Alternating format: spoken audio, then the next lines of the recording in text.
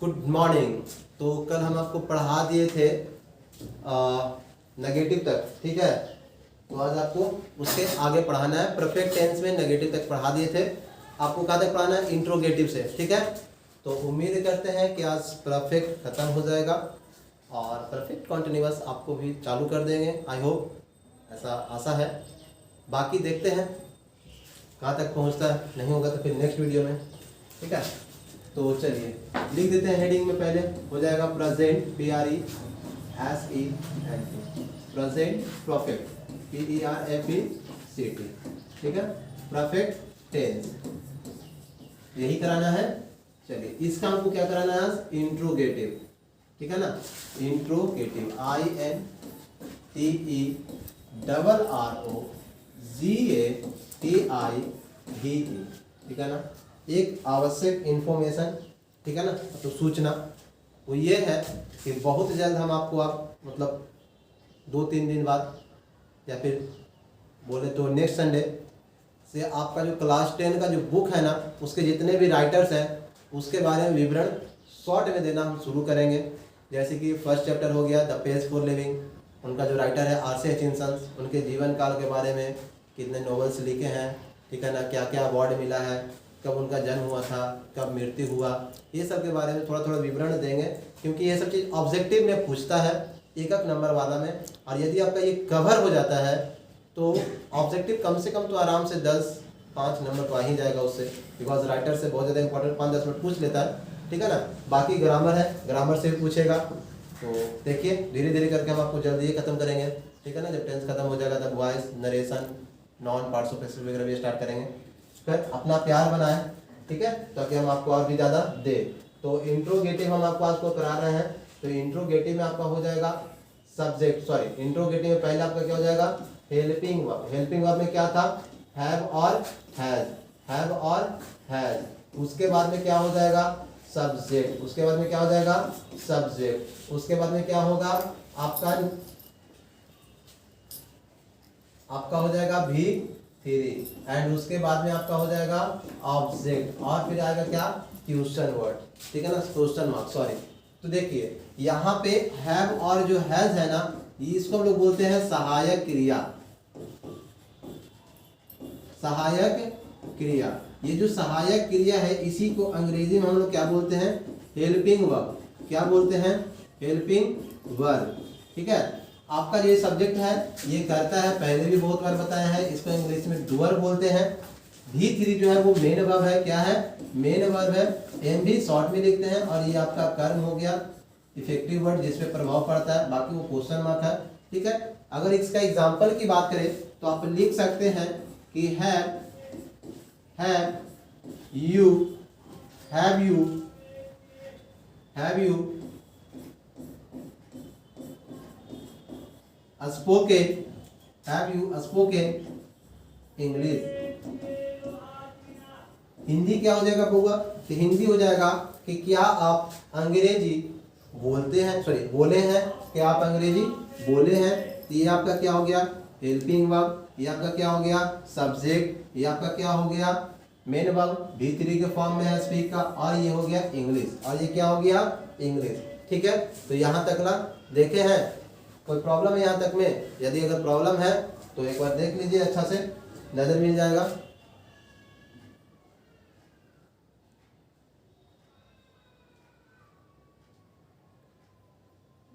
ठीक है, तो यहाँ तक की उम्मीद है कि समझ में आया होगा।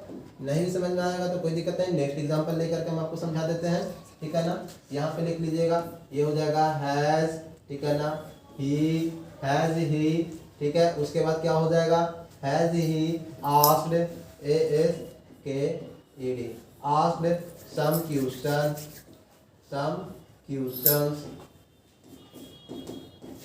ठीक है ना। क्या हुआ? कुछ क्वेश्चन पूछा है। क्या हुआ? कुछ क्वेश्चन पूछा है, ठीक है ना। ये जो है आपका क्या हो गया? हेल्पिंग वर्ब हो गया। ये क्या हो गया? सब्जेक्ट, मेन वर्ब, और some question is the object. Some question is the object, ठीक है। मेरे उम्मीद से आपको समझ में आ रहा होगा, कोई दिक्कत तो नहीं होगी। यदि कहीं पे भी कोई प्रॉब्लम होती है क्लास में, कहने का मतलब कहीं पे समझ में नहीं आता है तो आप कमेंट्स कर सकते हैं। आपका जो प्रॉब्लम है दूसरे वीडियोस में आपको दूर कर दिया जाएगा। हमारा उम्मीद यही होगा, हमारा प्रेरणा यही होगी कि आपको हम कैसे भी तरह से जो भी सहायता प्रदान करें। तो यहाँ तक के तो कोई दिक्कत नहीं है। इसी के अगर WH वर्ड या फिर नेगेटिव देखें तो नेगेटिव में तो जानते हैं बहुआ कि सब्जेक्ट के बाद में क्या कर देंगे, नोट लगा देंगे, नकारात्मक सेंस दे देगा इसका। अब सब्जेक्ट इसमें कहाँ पे है, यू है तो यू में लगा देंगे, और यहाँ पे क्या है, ही है तो ही में लगा देंगे। ठीक है, WH वर्ड भी बहुत ज्यादा सरल है, बस इसके आगे जो है आपको क्या करना है, WH वर्ड का प्रयोग कर देना है। इसके आगे किसका प्रयोग कर देना है, WH वर्ड हो जाएगा। अगर हम यहीं पे लिख देते हैं तो यहाँ पे क्या हो जाएगा, वेन, क्या बोलेंगे, when have you spoken English. ठीक है ना, आप कब अंग्रेजी बोले थे, आप कब अंग्रेजी बोले हैं, सॉरी आप कब अंग्रेजी बोले हैं, थे नहीं। ठीक है, यहाँ पे हो जाएगा why, WHY, why has he asked some question, वह क्यों कुछ प्रश्न पूछा, वह क्यों कुछ प्रश्न पूछा है। ठीक है ना, आस्क्ड क्वेश्चन कुछ प्रश्न। ठीक है, वह क्यों का मीनिंग वाई, वह ही, आस्क्ड मतलब पूछना और सम क्वेश्चन मतलब कुछ। तो उम्मीद करते हैं समझ में आया होगा। अब आपका क्या शुरू हो जाएगा, तो अब आपका शुरू हो जाएगा प्रेजेंट परफेक्ट कॉन्टिन्यूअस। क्या शुरू हो जाएगा, प्रेजेंट परफेक्ट कॉन्टिन्यूअस। तो PRESENT, present, PERFECT, perfect continuous, CONTINUOUS, continuous. यहाँ पे क्या हो जाएगा, टेंस, यहाँ पे क्या हो जाएगा, tense, present perfect continuous tense. ठीक है,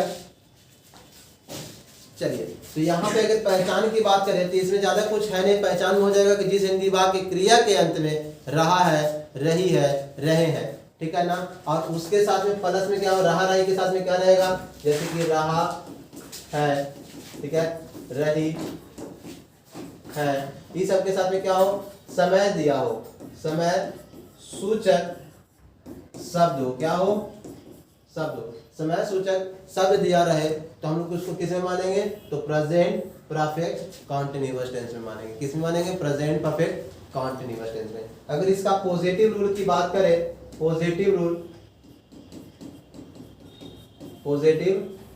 रूल की बात करें तो आपको क्या हो जाएगा, सब्जेक्ट हो जाएगा, उसके बाद में क्या हो जाएगा, हैव और हैज, हैव या हैज हो जाएगा, उसके बाद में आपका आ जाएगा बीन, उसके बाद में आपका क्या आ जाएगा, बीन, और यहाँ पे हो जाएगा V4, क्या हो जाएगा, V4।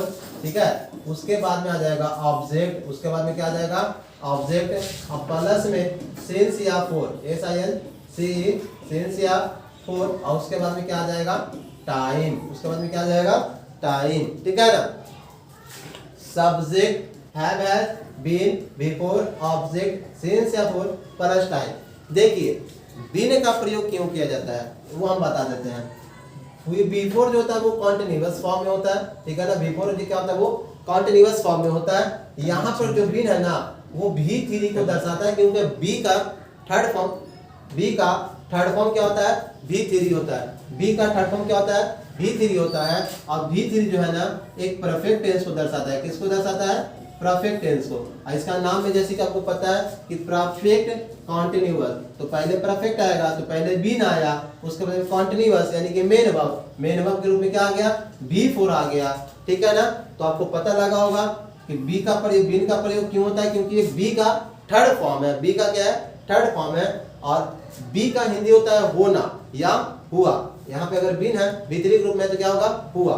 चलिए तो अगर एग्जाम्पल की अगर बात करें तो मान लेते हैं कि लिखा रहेगा राम सोमवार से विद्यालय जा रहा है, राम सोमवार से विद्यालय जा रहा है। तो राम का मीनिंग लिख देंगे राम, राम के साथ में हैज का प्रयोग होगा। पिछला ही बताए थे कॉन्टिन्यूअस में, सॉरी परफेक्ट में, कि हैव और हैज का प्रयोग कहाँ होता है, तो हैज का हो जाएगा। उसके बाद में बीन इज द कंपलसरी, तो बीन आएगा ही आएगा।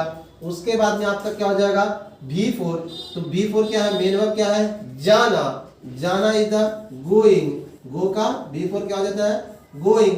कब से जा रहा है, सोमवार से, तो सोमवार क्या है, निश्चित समय है, सोमवार क्या है, निश्चित समय है, और निश्चित समय को दिखाने के लिए सिंस का प्रयोग करते हैं। ठीक है ना, since Monday, DAY, M1DAY, since Monday, ठीक है ना, क्या हो जाएगा, since Monday. Ram has been going to, अच्छा स्कूल छूट गया, विद्यालय जा रहा है, sorry, going to a school, going to a school since Monday, since Monday. Ram विद्यालय सोमवार से जा रहा है, राम विद्यालय सोमवार से जा रहा है। यहाँ पे देखिए राम क्या हो गया, सब्जेक्ट हो गया, हैज क्या हो गया, हेल्पिंग वर्ब हो गया, बीन परफेक्ट को दर्शाने के लिए एक वर्ड आता है, और ये क्या हो गया, main verb, going is the main verb, और स्कूल क्या हो गया हमारा ऑब्जेक्ट, प्लस सिंस और मंडे, ये क्या हो गया, समय सूचक शब्द, ये निश्चित समय के लिए आता है, फॉर का प्रयोग अनिश्चित समय के लिए होगा, ठीक है। अब देखो सिंस में कैसे कैसे हो सकता है, फॉर क्या प्रयोग, जैसे कि सोमवार, दिन के नाम, महीना के नाम, वर्ष के नाम। अगर समय की अगर बात करें टाइमिंग वाला, तो उसमें समय का बता देगा कि ये 2 बजे से पढ़ रहा है, 2 बजे से, 3 बजे से, 5 बजे से, ऐसे अगर रहेगा तो उसमें किसका प्रयोग करेंगे, सिंस का। लेकिन कुछ महीना से, कुछ साल से, कुछ घंटों से, कुछ मिनट से, ठीक है ना, 5 घंटों से, 5 महीना से, 5 दिनों से, ये सब किस में आएगा, अनिश्चित समय में, तो उसमें किसका प्रयोग करेंगे, फॉर का प्रयोग करेंगे, ठीक है, किसका प्रयोग करेंगे, फॉर का। एक और एग्जांपल लेकर के देख लेते हैं, लिखेगा कि I have been teaching, TEACHING, I have teaching you, किसको, यू, यहाँ पे लिखते हैं फॉर सम मंथ, कुछ महीनों से, सम मंथ हो जाएगा, ठीक है। तो इसका हिंदी क्या हो जाएगा कि मैं कुछ महीनों से आपको पढ़ा रहा हूं, मैं कुछ महीनों से आपको क्या कर रहा हूं, पढ़ा रहा हूं। सम मंथ इज द टाइम, कैसा टाइम भैया, तो अनिश्चित समय, ये क्या है, अनिश्चित समय है, और अनिश्चित समय में किसका प्रयोग करेंगे, फॉर का प्रयोग करेंगे। यहाँ पर जो यू है वो क्या हो गया, ऑब्जेक्ट हो गया, और टीचिंग जो है वो क्या हो गया, मेन वर्ब हो गया, और बीन जो है वो परफेक्ट को दर्शाने के लिए आएगा, और हैव जो है वो एक हेल्पिंग वर्ब है, और आई इज द सब्जेक्ट, क्योंकि पढ़ाने का काम मैं कर रहा हूं, तो मैं क्या हो गया, सब्जेक्ट, और किसको पढ़ा रहा हूं, आपको पढ़ा रहा हूं, तो आप क्या हो गए, ऑब्जेक्ट, ठीक है ना। और जो पढ़ा रहा हूं, जो पढ़ाना है वो क्या हो गया, मेन वर्ब, और कब से पढ़ा रहा हूं, कुछ महीनों से, कुछ महीनों से, ये जो कुछ महीनों हो जाएगा, ये क्या हो जाएगा, समय हो जाएगा, ठीक है। तो यहां तक तो कोई दिक्कत नहीं हुआ होगा। चलिए नेगेटिव देख लेते हैं। नेगेटिव में क्या हो जाएगा, क्या हो जाएगा, सब्जेक्ट हो जाएगा, उसके बाद में आपका हैव आ जाएगा, क्या आ जाएगा, हैव आ जाएगा, फिर क्या हो जाएगा, हैज आ जाएगा, क्या हो जाएगा, हैज, उसके बाद में आपका हो जाएगा नॉट, उसके बाद में आपका क्या हो जाएगा, बीन, क्या हो जाएगा, बीन, और उसके बाद में क्या हो जाएगा, V4, क्या हो जाएगा, V4, फिर ऑब्जेक्ट हो जाएगा, फिर सिंस या फॉर हो जाएगा, क्या हो जाएगा, सिंस या फॉर हो जाएगा, अब प्लस में क्या आ जाएगा, टाइम आ जाएगा, प्लस में क्या आ जाएगा, टाइम, ठीक है। तो यहाँ पे अगर एग्जांपल की बात करें तो लिख सकते हैं कि दे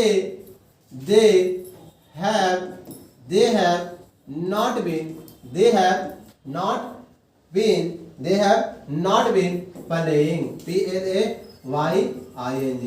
playing since, SINCE, since 2 o'clock, कहने का मतलब 2 बजे से, ठीक है ना, वे लोग 2 बजे से नहीं खेल रहे हैं, since 2 o'clock, तो वे लोग क्या हो गया, सब्जेक्ट, दे क्या हो गया, हेल्पिंग वर्ब, नोट क्या हो गया, नकारात्मक शब्द, और बीन जो है वो परफेक्ट को शो करने के लिए आया, प्लेइंग जो हो गया हमारा मेन वर्ब हो गया, और सिंस प्लस 2 o'clock, ये आपका टाइमिंग को दर्शाने के लिए आता है, जो कि 2 बजे से दर्शा रहा है, वो एक निश्चित समय है कि 2 बजे से उन लोग नहीं खेला है, ठीक है। अगर दूसरा अगर देखें तो क्या हो जाएगा दूसरा में कि वी हैव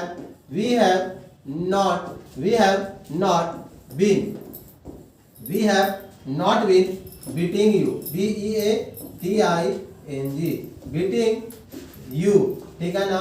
फोर SOME, अच्छा सम मंथ नहीं लिखते हैं, लिख दो 5 मंथ,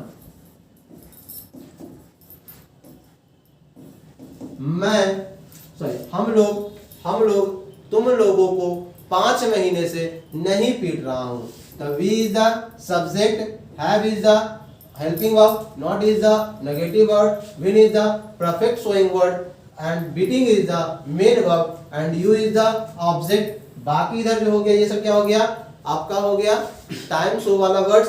ठीक है, तो उम्मीद करते हैं यहां तक में कोई प्रॉब्लम नहीं रही होगी, और यदि अगर आपको कोई प्रॉब्लम है तो कमेंट सेक्शन खुला हुआ है हमेशा, आप जब भी पूछिएगा आपको अगले वीडियो में आपको उसका सॉल्यूशन दे देंगे हम। ठीक है, तो आपकी मदद के लिए हम हमेशा तैयार है, कृपया कर आप एक्टिव होकर के अपना सहयोग बनाए रखें। चलिए, तो आपके लिए आज के लिए इतना ही, धन्यवाद, शुक्रिया।